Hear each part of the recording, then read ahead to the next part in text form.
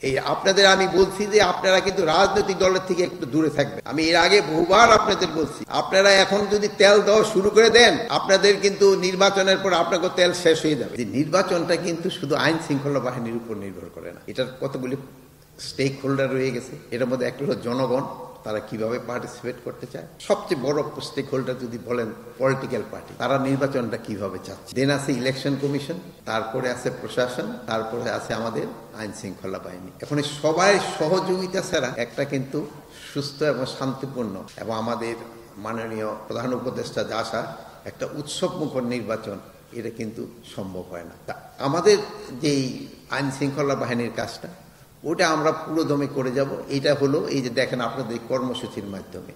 আর একটা দেখেন যে আমরা অলরেডি কিন্তু মাস্টার ট্রেনারদের কিন্তু আমরা ট্রেনিং সম্পন্ন করতে পেরেছি এবং আমরা আশা করব যে এই নির্বাচন, যে ফেব্রুয়ারি মাসে যে নির্বাচনটা হবে, এটা যেন শান্তিপূর্ণ এবং উৎসব মুখর পরিবেশে হয়।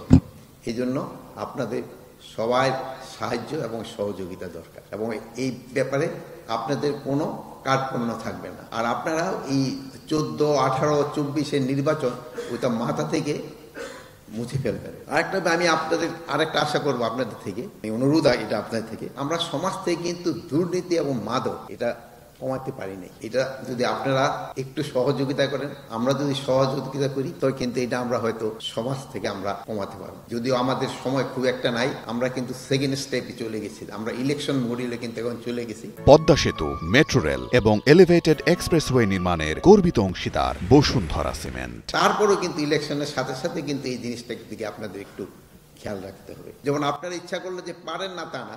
যেমন ধরেন এই যে সিলেকশন, এই যে আমাদের সবসময় বলতো যে এই নির্বাচন আমরা যে করি, এই যে রিক্রুটমেন্টটা, এবার কিন্তু আপনারা জাতিরে দেখাই দিচ্ছেন যে পুলিশ একটা ফেয়ার রিক্রুটমেন্ট করতে পারে। এটা ভেতরে এই যে আমাদের সাংবাদিক ভাইয়েরা আছে, এরা কিন্তু অনেক সময় ছোটখাটো জিনিস অনেক কিছু বলে, কিন্তু এবার কিন্তু নির্বাচন এই রিক্রুটমেন্ট সম্বন্ধে তারা কিন্তু কোনো কিছু বলতে পারে নাই। এখন হয়তো আমি বলার পরে আবার হয়তো ছোটখাটো দোষ বের করবে কিনা আমি জানি না, কিন্তু এতদিন কিন্তু আপনারা বলতে পারেন নাই। আমাদের এই রিক্রুটমেন্টটা কিন্তু এসেল্লা একেবারে ফেয়ার হয়েছে। আমি আইজি সবার সামনে দাঁড়িয়ে বলতে পারি, আমি একটা রিক্রুটমেন্টের জন্য আইজি বা কারো কাছে কিন্তু একটা নামও দিই। অনেকে বলে একটা নামও কিন্তু আমাদের উপদেষ্টারও দেয় নাই, আমাদের মন্ত্রণালয় থেকে কেউ দেয় নাই। এই জন্য আপনারা কিন্তু রিক্রুটমেন্টটা খুব ভালোভাবে করতে পারছেন।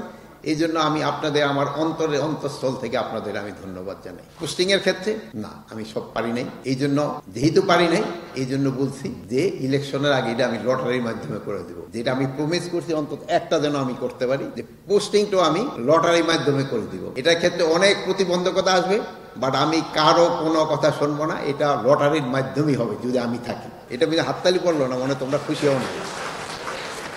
এই আপনাদের আমি বলছি যে আপনারা কিন্তু রাজনৈতিক দলের থেকে একটু দূরে থাকবেন। আমি এর আগে বহুবার আপনাদের বলছি, আপনারা এখন যদি তেল দেওয়া শুরু করে দেন, আপনাদের কিন্তু নির্বাচনের পর আপনাকে তেল শেষ হয়ে যাবে। এখন যার কাছে এই তেলটা রিজার্ভ করে রাখছে, সেই কিন্তু তেল দিয়ে উঠে যাবে। এই জন্য আপনারা কোনো দলের দিকে যাবেন না। আপনারা একেবারে জনগণের যে আশা আকাঙ্ক্ষা, এটা পূরণ করার জন্য আপনারা চেষ্টা করবেন।